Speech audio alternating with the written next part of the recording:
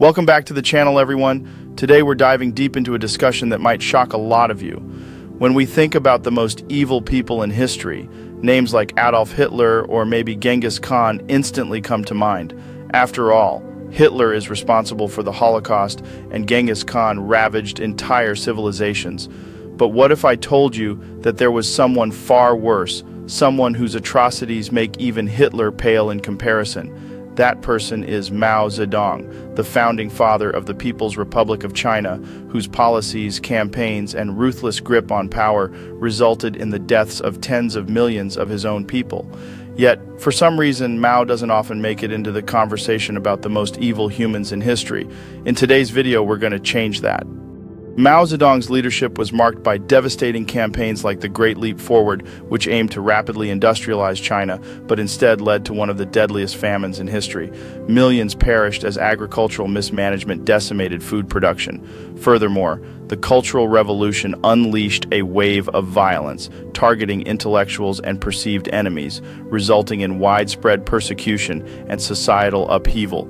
Despite these atrocities, Mao's legacy remains complex. He is simultaneously revered and reviled. This paradox raises questions about how history remembers its figures and why some, like Mao, escape the harsh scrutiny faced by others. Today, we're going to uncover the truth behind Mao Zedong's reign and the untold suffering of millions. Mao Zedong was born in 1893 into a poor peasant family in Hunan Province, China.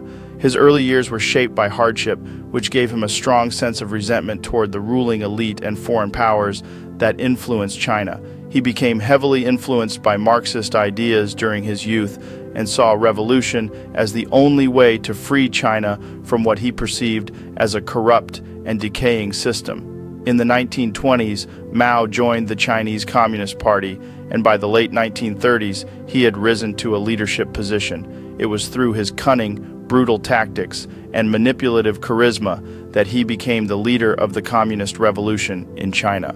The civil war between the nationalists and the communists raged for decades, but in 1949, Mao triumphed. On October 1st of that year, he declared the establishment of the People's Republic of China, placing himself at the helm of a new communist China. Mao's vision for China was ambitious, but it was tragically flawed. One of his most infamous initiatives was the Great Leap Forward, a campaign launched in 1958 aimed at rapidly transforming China from an agrarian society into a modern, industrialized communist state. Mao envisioned China outpacing Western powers through mass collectivization of farms and pushing rural communities to produce steel in backyard furnaces. But what followed was one of the deadliest man-made disasters in history.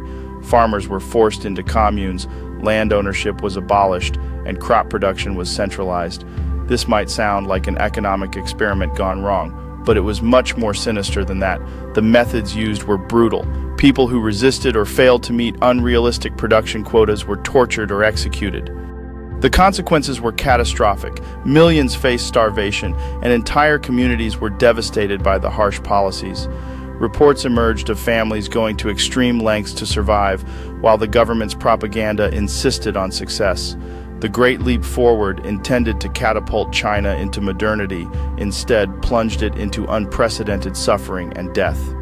By diverting workers from farming to industrial projects, grain production plummeted, and within just a few years, a famine of catastrophic proportions engulfed the nation. It's estimated that between 30 to 45 million people died during the Great Leap Forward, most of them from starvation. To put that in perspective, that's more than the total death toll of World War I and the Holocaust combined. But the suffering didn't stop there. During this period, Mao refused to accept responsibility. Local officials, desperate to avoid punishment, lied about the true conditions in their regions, creating a chain of misinformation that only made the famine worse. Entire villages were wiped out, while grain was exported abroad to maintain the facade of success. Mao knew people were starving, but his pride and stubbornness prevented him from reversing course. As the years progressed, the death toll rose dramatically, leaving haunting memories etched in the hearts and minds of survivors. Families were torn apart, and communities disintegrated under the weight of grief and loss.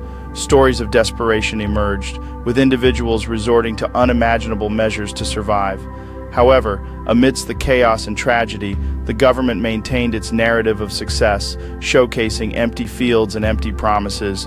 The truth was buried under layers of propaganda, while the cries for help echoed in silence. The Great Leap Forward became a dark chapter in history, one that continues to resonate today with lessons on governance, responsibility, and human suffering. If the Great Leap Forward wasn't enough to secure Mao's place as one of history's most destructive figures, his next major campaign sealed it. In 1966, fearing his grip on power was weakening, Mao launched the Cultural Revolution, a decade-long campaign that sought to purge counter-revolutionary elements within Chinese society. Mao unleashed the Red Guards, mostly radicalized students, to attack anyone suspected of being disloyal to him or too closely aligned with traditional Chinese values, intellectualism, or Western influence. Schools were shut down, intellectuals were persecuted, and historical and cultural artifacts were destroyed in an effort to erase China's past. The Cultural Revolution plunged China into chaos, where ideology overruled intellectualism and tradition. As schools closed, millions of students became Red Guards, fervently enforcing Mao's vision. This movement led to public humiliations, brutal denunciations, and the destruction of countless cultural treasures. The campaign aimed not only to reshape society, but also to instill a blind loyalty to Mao, severing ties with China's rich historical identity. Mao Zedong remained in power until his death in 1976. By that point, China had been transformed into a nation of paranoia, fear, and destruction. His death marked the end of an era, but the impact of his policies would last for generations. Officially, Mao is still revered in China today as a founding father, but outside of the country, many historians recognize him as one of the most destructive figures to ever live. If we take an honest look at the numbers, the sheer scale of human suffering under Mao is staggering. By conservative estimates, Mao's policies directly or indirectly caused the deaths of at least 45 to 70 million people.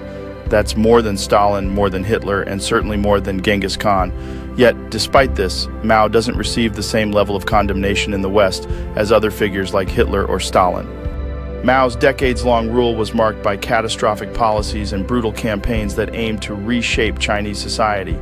The Great Leap Forward led to one of the deadliest famines in history, leaving millions starving.